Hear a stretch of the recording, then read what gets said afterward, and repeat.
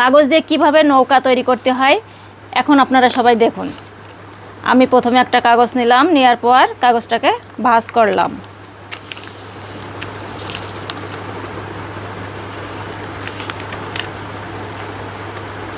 এবার 2 ভাঁজে ভাঁজ করে নিলাম।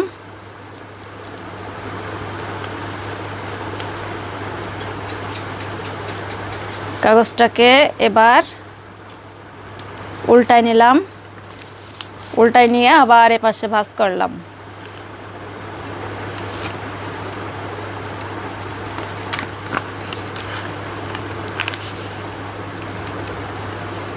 এবার আরেক পাশ ভাঁজ করলাম।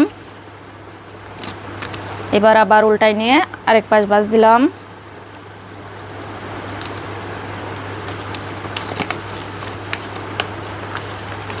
দেখুন এবার কিভাবে আমরা কাগজ দিয়ে নৌকা তৈরি করতে পারি।